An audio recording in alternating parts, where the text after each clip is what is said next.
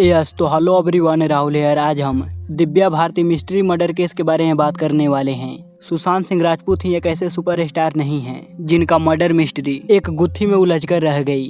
Guys, अगर आप लोगों ने सुशांत सिंह राजपूत की मर्डर मिस्ट्री वाली वीडियो को नहीं देखे हैं तो आप हमारे चैनल को चेकआउट जरूर कीजिएगा, क्योंकि मैं ऑलरेडी वीडियो बनाकर अपने चैनल पे अपलोड कर दिया हूँ, या फिर मैं उस वीडियो को इस वीडियो के एंड स्क्रीन पे लगा दूंगा। अपने जमाने के सुपरस्टार रही दिव्या भारती की जब मौत हुई थी तो उनकी भी डेथ आत्महत्या या फिर मर्डर मिस्ट्री के गुत्थी में उलझ कर रह गई। आप जब दिव्या भारती की मिस्टीरियस डेथ के बारे में जानेंगे तो आपको एक अलग ही मामला समझ आएगा। तो आखिर दिव्या भारती की मौत से ठीक पहले और मौत के बाद क्या हुआ था, आखिर मौत की असल वजह क्या थी, और दिव्या भारती की मौत के समय घर में कौन कौन मौजूद था, और दिव्या भारती की मौत के उनके पति साजिद नडियाडवाला और अंडरवर्ल्ड का साजिश क्यों कहा जाता है, मैं आपको इन सारी वाकया के बारे में इस वीडियो में डिटेल में बताऊंगा। दिव्या भारती की मौत के बारे में बात करने से पहले थोड़ी इनकी शुरुआती सफर पे नजर डाल देते हैं। दिव्या भारती की जन्म 25 फरवरी 1974 को मुंबई में हुआ था। इनके पिता का नाम ओम प्रकाश भारती और मां का नाम मीता भारती था। अपनी खूबसूरती और कलाकारी के दम पे दिव्या भारती बॉलीवुड में कामयाबी के बुलंदियों तक पहुंचने वाली दिव्या भारती बचपन से ही बहुत ज्यादा खूबसूरत थी। बचपन में इनकी खूबसूरती इतना ज्यादा था कि लोगों को एक पल यकीन करना मुश्किल हो जाता था ये कोई डॉल नहीं बल्कि वास्तव में एक छोटी बच्ची है। बहुत कम उम्र में ही दिव्या भारती ने मॉडलिंग की दुनिया में अपनी कदम रख दी थी। जब इनकी उम्र महज 16 साल थी तभी इनके ऊपर गोविंदा के भाई की नज़र पड़ी और उन्होंने दिव्या भारती को अपने फिल्म में लेने का फैसला किया। हालांकि किसी कारणवश ये डील फाइनल नहीं हो पाई। इसके बाद 2 प्रोड्यूसर सामने आए जो कि दिव्या भारती को अपने फिल्मों में लेने का मन बनाया, मगर बात यहाँ भी नहीं बनी। इंतजार लंबा होता हुआ देख दिव्या भारती ने अपनी फिल्मों की शुरुआत साउथ फिल्म से करने की सोची और उन्होंने 1990 में साउथ के सुपरस्टार वेंकटेश के साथ एक तेलुगु फिल्म की। इस फिल्म का नाम बोबेली राजा था। इस फिल्म ने बॉक्स ऑफिस पे धमाल तो नहीं कर पाया, मगर दिव्या भारती लोगों की ध्यान अपनी तरफ खींच ली। यही वजह था कि फिल्में फ्लॉप होने के बावजूद भी दिव्या भारती को लगातार साउथ की कई फिल्में मिलते गई। साउथ की फिल्मों में काम करने के बाद जब इन्हें एक अच्छी खासी पहचान हो गई तो बॉलीवुड से भी इन्हें ऑफर आने लगे और फाइनली इनकी पहली फिल्म विश्वात्मा मिली। ये फिल्म ज्यादा नहीं चली, मगर इस फिल्म के गाने 7 समंदर पार दिव्या भारती को 7 समंदर पार ही ले गया, क्योंकि ये गाना इतना ज्यादा पॉपुलर हुआ कि ये पूरी दुनिया में फैल गया और इस गाने की वजह से लोग दिव्या भारती को जानने लगे। जिसके बाद से दिव्या भारती के सामने फिल्मों की लाइन लग गई और हर एक प्रोड्यूसर दिव्या भारती को अपने साथ जोड़ना चाहता था। कहा तो ये भी जाता है कि उस दौर की जितनी भी हीरोइनें रही उनसे काम छीने जाने लगा और सभी फिल्में दिव्या भारती को मिलने लगे। इस वजह से दिव्या भारती 90s के तहत सबसे हाईएस्ट पेड एक्ट्रेस बन गई। एक तरफ उनकी फिल्मी दुनिया उड़ान भर रहा था तो वहीं दूसरी तरफ उनके पर्सनल लाइफ में बदलाव आ रहे थे। इनकी पहली सुपरहिट फिल्म 16 और शबनम के दौरान एक्टर गोविंदा ने इनकी पहली मुलाकात डायरेक्टर प्रोड्यूसर साजिद नडियाडवाला से करवाया। बाकियों की तरह साजिद नडियाडवाला भी दिव्या भारती को देखकर अपना दिल दे बैठे। यहीं पे दोनों के बीच दोस्ती हुई और ये दोस्ती देखते ही देखते प्यार में बदल गई और दुनिया की नजरों से बचकर पहले दिव्या भारती ने दिव्या से साना नडियाडवाला बन गई और फिर 10 मई 1992 को दिव्या भारती ने साजिद नडियाडवाला के साथ शादी कर ली। इस शादी को गुप्त रखा गया। इस शादी को गुप्त रखने की सबसे बड़ी वजह ये थी, उन दिनों एक ट्रेंड था कि एक्ट्रेस की शादी के बाद उनकी फॉलोअर्स कम हो जाया करती थी। इस वजह से उन्हें काम मिलना भी बंद हो जाया करता था। अब दिव्या भारती की करियर उस वक्त उड़ान पे था, तो इसलिए उन्होंने इस शादी को सीक्रेट रखने का फैसला किया ताकि इससे मेरा फिल्मी करियर प्रभावित ना हो। शादी के बाद साजिद नडियाडवाला मुंबई के अंधेरी वेस्ट में बरिसवा में स्थित तुलसी अपार्टमेंट के 5th फ्लोर पे एक फ्लैट लिया था और दिव्या भारती यहीं रहती थी। दिव्या भारती तो रहती यहीं थी, मगर वहाँ अक्सर काम की वजह से बाहर या फिर दूसरे राज्यों में जाया करती थी। बात 5 अप्रैल 1993 की है। दिव्या भारती काम के सिलसिले में हैदराबाद जाती है। यहाँ प्लान था सारे काम निपटाने के बाद मैं अपने दोस्तों के साथ एक पार्टी में जाऊंगी और साथ ही कुछ शॉपिंग भी करेगी, मगर अपने जरूरी काम खत्म करने के बाद वो अपने सारे काम पोस्टपोन कर देती है और वापस मुंबई चली आती है। अब तक दिव्या भारती एक सुपरस्टार हीरोइन बन चुकी थी। इनके पास बहुत सारा पैसा भी आ चुका था, मगर ये अब तक अपना एक घर नहीं ली थी। इसी सपने को पूरा करने के लिए वो लंबे समय से लगी थी। इत्तेफाक से हैदराबाद से वापस आने के बाद एक फ्लैट के सिलसिले में इनकी बात भी बन जाती है और मुंबई के बेहद ही पहुंच इलाके में एक फ्लैट की बात भी बन जाती है। अब घर खरीदने की खुशी परिवार वालों के साथ शेयर करने के लिए दिव्या अपने छोटे भाई कुणाल भारती को भी बुलाती है। इसके अलावा वहाँ अपने खुशी में शामिल करने के लिए अपने कॉस्ट्यूम डिजाइनर अपनी दोस्त नीता लुल्ला को भी बुलाती है। नीता लुल्ला अपने पति डॉक्टर श्याम लुल्ला के साथ रात के वक्त करीबन 9 बजे दिव्या भारती के यहाँ आ भी जाते हैं। दिव्या भारती की अधिकतर फिल्मों की कॉस्ट्यूम डिजाइनर नीता लुल्ला ही थी। इसी छोटी सी पार्टी के दौरान नीता और दिव्या अपनी आने वाली फिल्म आंदोलन की कॉस्ट्यूम डिजाइनिंग में लग जाते हैं। इन्हीं बातचीत के दौरान ये लोग घर में शराब भी पीते हैं। नीता, उसके पति श्याम और दिव्या के अलावा इस घर में एक और शख्स मौजूद था और वो थी बचपन से दिव्या की देखरेख करने वाली घर की नौकरानी अमृता कुमारी। इस मीटिंग के दौरान अमृता घर के किचन में खाना बना रही थी। इस समय तक साजिद नडियावाला यानी कि दिव्या का पति घर नहीं लौटे थे। बातचीत और शराब पीने का दौर 9 बजे शुरू हुआ, जो कंटिन्यूअसली 11 साढ़े 11 तक चलते ही रहता है। अब तक दिव्या का भाई कुणाल भी यहीं था। वो कहता है कि मुझे एक जरूरी काम है, देर रात हो रही है इसलिए मैं जा रहा हूँ। इतना कहकर वह यहाँ से चला जाता है। इन्हीं सब के बीच दिव्या भारती हॉल में आती है, जहाँ पर नीता और श्याम बैठे थे। यहीं पे दिव्या अपने गिलास में फिर से शराब डालती है, साथ ही टीवी ऑन कर यहीं पे बैठती है। थोड़ी देर के बाद वह यहाँ से उठकर बालकनी की तरफ बढ़ जाती है। बालकनी में एक खिड़की लगा हुआ था। ये तुलसी अपार्टमेंट की इकलौती बालकनी थी जिसमें लोहे का ग्रिल नहीं लगा हुआ था। इसके पीछे की वजह ये बताई जाती है कि अक्सर दिव्या खुद को शांत करने के लिए यहीं पर बैठा करती थी। हमेशा की तरह दिव्या भारती इस रात भी इसी खुली खिड़की पे आकर बैठती है। इस खिड़की पे बैठकर दिव्या भारती हॉल में बैठे नीता से बातें भी कर रही थी। अभी दिव्या भारती खिड़की पे ठीक ढंग से बैठी भी नहीं थी कि अपना सर बाहर निकाल कर बाहर के लोगों से बात करने लगती है। तभी उनका बैलेंस बिगड़ता है और वो सीधे 5वें मंजिले से नीचे आ गिरती है। ये सब कुछ इतनी तेजी से होती है कि किचन में मौजूद अमृता को भी कुछ भी समझ नहीं आता। दिव्या के गिरते ही अचानक से अमृता बहुत ही जोर से चिल्लाती है। अमृता की आवाज को सुनकर नीता और श्याम नीचे की तरफ जाते हैं। इस चिल्लाहट की आवाज को सुनकर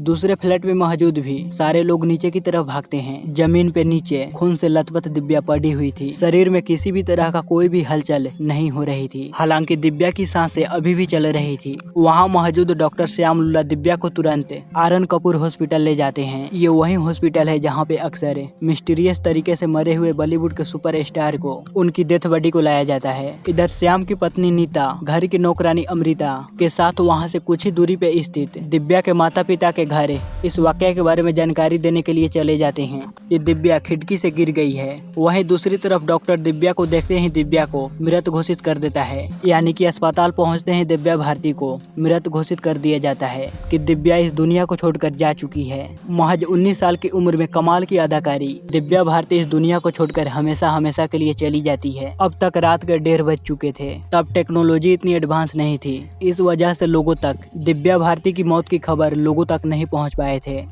दिव्या की डेथ बॉडी कैजुअलिटी वार्ड के एक ट्रॉली में रखा हुआ था। पास ही में दिव्या के पिता, उसके भाई और कुछ चुनिंदा लोग खड़े हुए थे। दिव्या के पिता रो रो कर अपना बुरा हाल कर लिए थे। उसके पिता सिर्फ एक ही रट लगा रहे थे कि उन लोगों ने मेरी बेटी को मार डाला। पास ही में दिव्या का भाई कुणाल था, जो कि दिव्या के मौत से 10 मिनट पहले दिव्या के साथ ही था और नए घर खरीदने की खुशी में शामिल था। कमाल की बात तो ये थी कि दिव्या की मौत की कई घंटे बीत चुके थे, मगर दिव्या के माँ का कहीं पर भी आता पता नहीं था। बल्कि वहाँ रात के 3:45 बजे हॉस्पिटल आती है। अस्पताल पहुँचने तक उन्हें इस बात की जानकारी नहीं थी कि आपकी बेटी इस दुनिया को छोड़कर जा चुकी है, बल्कि उन्हें बताया गया था कि वो खिड़की से गिर गई है और बस उन्हें छोटी मोटी चोटें आई है। बाद में खुलासे के मुताबिक जैसे ही दिव्या के भाई और उसके पिता की नज़र दिव्या की माँ पर पड़ती है तो दिव्या के पिता जोर जोर से चीख कर कहने लगते हैं कि जो हुआ है वो तुम्हारी वजह से हुआ है। यानी कि दिव्या की मौत का जिम्मेदार वहाँ दिव्या की माँ को ठहरा रहे थे। इन दोनों के चिल्लाने के बावजूद दिव्या की माँ खामोश रहती है और वहाँ कोई जवाब नहीं देती है। इस रहस्य को कोई नहीं समझ पाया कि दिव्या की मौत की वजह दिव्या के पिता और भाई दिव्या की माँ को क्यों ठहरा रहे थे और दिव्या की माँ को हॉस्पिटल आने में इतना लंबा समय क्यों लग गया। खैर, अब थोड़ी देर दिव्या की माँ यहीं पे रुकती है और फिर थोड़ी ही देर बाद यहाँ से निकल जाती है। अब तक दिव्या के पति साजिद नडियावाला को भी दिव्या की मौत के बारे में खबर लग चुकी थी। थोड़ी देर के बाद साजिद भी यहाँ पहुँच जाता है और वह उस वार्ड में जाता है जहाँ पर दिव्या की डेथ बॉडी को रखा गया था। दिव्या की डेथ बॉडी को देखकर साजिद पूरी तरह खामोश हो जाते हैं। वो कुछ भी रिएक्ट नहीं कर पाते। कुछ ही पल बाद वो बेहोश होकर नीचे गिर जाते हैं। डॉक्टर के मुताबिक उन्हें दिव्या की मौत का सदमा बर्दाश्त नहीं हो पाया। अब साजिद की स्थिति बिगड़ने लगी थी। उन्हें अब आईसीयू में शिफ्ट किया जाता है। थोड़ी देर के बाद साजिद होश में आते हैं और उनका व्यवहार बहुत ही तेजी से बदल रहा था और वो अजीब हरकतें कर रहे थे। इस वजह से डॉक्टर उन्हें दवाई देकर कुछ डॉक्टरों की निगरानी में रखते हैं। अब तारीख बदलकर 6 अप्रैल 1993 हो चुकी थी। दिव्या की मौत की खबर अब इंडस्ट्री से जुड़े लोगों तक भी पहुंच चुकी थी। दिव्या को इंडस्ट्री से जुड़े लोगों में देखने आने वाले सबसे पहला शख्स प्रहलाद निहलानी थे, जो अपने पत्नी और बेटे के साथ आए थे। इसके अलावा दिव्या को सबसे पहले देखने आने वाले चुनिंदा लोगों में सैफ अली खान, संजय कपूर, बोनी कपूर, गोविंदा और भी सारे लोग शामिल थे। इधर मौके पे पुलिस भी पहुंच जाती है और लोगों का बयान दर्ज करना शुरू कर देती है। अब सभी कागजी कार्रवाई पूरी करने के बाद दिव्या का पोस्टमार्टम किया जाता है। पोस्टमार्टम में ये खुलासा होता है कि ऊंचाई से गिरने की वजह से दिव्या के सर में गहरी चोट आई, जिससे काफी ज्यादा ब्लडिंग हुई। साथ ही दिव्या के जांघ भी टूट गए थे। इसी वजह से दिव्या की मौत हो गई। अब सभी जाँच पड़ताल के बाद 7 अप्रैल 1993 को दिव्या की डेथ बॉडी परिवार वालों को सौंप दिया जाता है। सभी फॉर्मेलिटीज के बाद मुंबई के बीरे पार्ले स्थित ऑडिटोरियम में दिव्या भारती का अंतिम संस्कार किया जाता है। अंतिम संस्कार से जुड़े रस्म को साजिद नडियाडवाला पूरा करते हैं। अब दिव्या इस दुनिया से जा चुकी थी, मगर अपने पीछे सैकड़ों सवाल छोड़ गई थी, जिसका जवाब हर कोई जानना चाह रहा था। सबसे बड़ा सवाल ये था कि दिव्या ने ऊपर से कूदकर सुसाइड कर लिया है या फिर साजिश के तहत दिव्या का मर्डर किया गया है। जब पुलिस ने लोगों से पूछताछ करना शुरू की तो एक के बाद एक कई खुलासे सामने आए। पुलिस ने सबसे पहले घर में मौजूद डॉक्टर श्याम लुल्ला और उनकी पत्नी नीता की बयान को दर्ज किया था। दोनों अपने बयान में यही कहते हैं कि हम पक्के तौर पे तो नहीं कह सकते कि दिव्या ने जानबूझकर ऊपर से कूदा या फिर बैलेंस बिगड़ने की वजह से वह नीचे गिर गई। कमाल की बात तो ये थी कि इस हादसे के वक्त घर में एक और शख्स मौजूद था। वो थी घर की नौकरानी अमृता।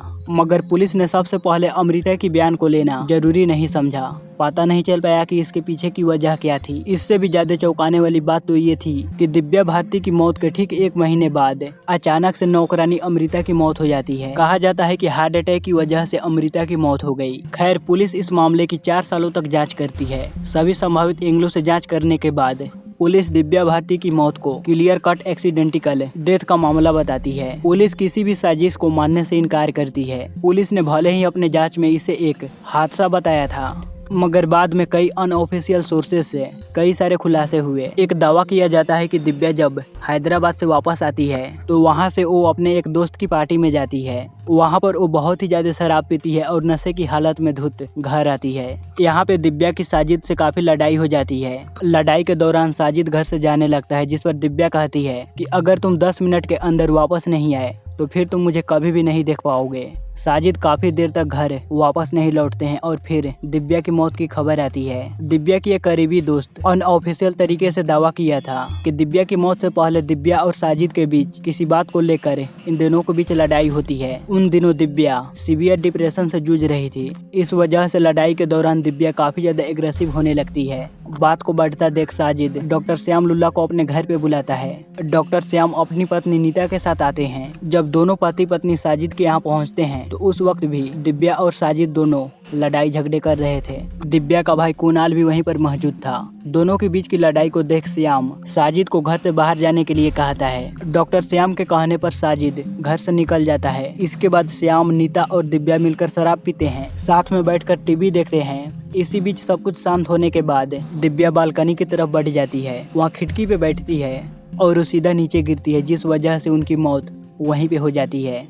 गाइज, आप लोगों को मैं अब उस पॉइंट के बारे में बताता हूँ जो दिव्या भारती की मौत को रहस्यमयी बनाता है। जिस खिड़की से दिव्या भारती नीचे गिरी थी उस जगह के नीचे पार्किंग हुआ करता था। वहाँ पे अक्सर कोई ना कोई गाड़ी हमेशा खड़ी रहती थी, मगर जब दिव्या भारती खिड़की से नीचे गिरी तो वहाँ पर उस वक्त कोई भी गाड़ी मौजूद नहीं थी। इस वजह से दिव्या सीधे नीचे कंक्रीट से बनी जमीन पे गिरी और उसी वक्त उनकी मौत हो गई। उस रात वहाँ गाड़ी का न होना क्या महज एक इत्तेफाक था? आज तक इसका क्लियर जवाब नहीं मिल पाया है। जैसे कि मैंने आप लोगों को थोड़ी देर पहले बताया कि दिव्या की मौत के कई घंटों के बाद दिव्या की मां हॉस्पिटल पहुंची और जब वो हॉस्पिटल आई तो दिव्या के पिता और भाई दिव्या की मौत का जिम्मेदार दिव्या की मां को ही बताना शुरू कर दिया था। इस व्यवहार के पीछे क्या राज था, इस बारे में भी आज तक पता नहीं चल पाया। दिव्या के मौत के वक्त घर में मौजूद नौकरानी अमृता की बयान लेने में समय क्यों लगाया गया, इसका भी स्पष्ट जवाब आज भी नहीं मिल पाया। 1 महीने के बाद अमृता की मौत हार्ट अटैक की वजह से, क्या वास्तव में हार्ट अटैक की वजह से ही हुई थी?